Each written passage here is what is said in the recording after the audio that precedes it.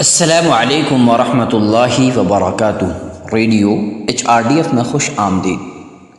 اعوذ باللہ من الشیطان الرجیم قلنا اهبطوا منها جميعا فإما يأتينكم مني هدى فمن تبع هداي فلا خوف عليهم ولا هم يحزنون والذين كفروا وكذبوا بآياتنا أولئك أصحاب النار هم فيها خالدون۔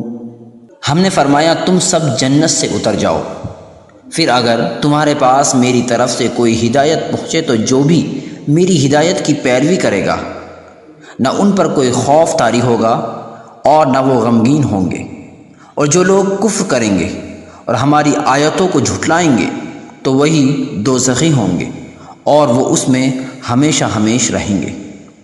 اللہ تعالیٰ نے حضرت آدم علیہ السلام کی توبہ قبول فرمائی۔ یہ اس نصیحت کا خلاصہ ہے جو خدا نے آدم اور حوا کو زمین پر بھیجتے وقت دی تھی۔ ہماری رہنمائی آپ تک پہنچتی رہے گی۔ خدا کے نمائندے کے طور پر آپ کی ذمہ داری ہے کہ آپ ان کو پورا کریں۔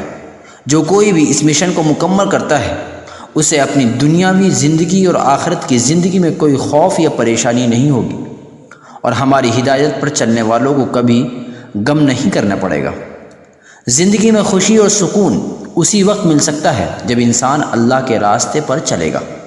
ہم صحیح راستے کو رد کرنے اور انکار کرنے کے مادیت پسند میں مشغول ہیں۔ ایسے لوگوں کا ٹھکانہ جہنم ہے۔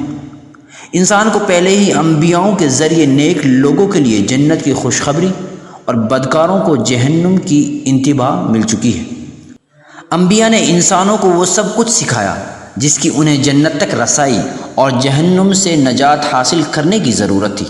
انبیاء کرام کے بتائے ہوئے اسباق پر عمل کر کے ہی انسان زندگی میں کامیابی حاصل کر سکتا ہے۔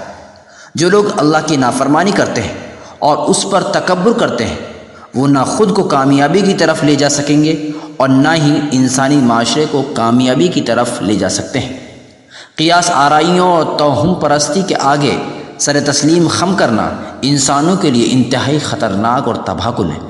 قرآن ہمیں خبردار کرتا ہے، شیطان کے راستے پر مت چلو کیونکہ وہ تمہارا کھلا دشمن ہے۔ اللہ تعالی ہمیں جنت نصیب فرمائے۔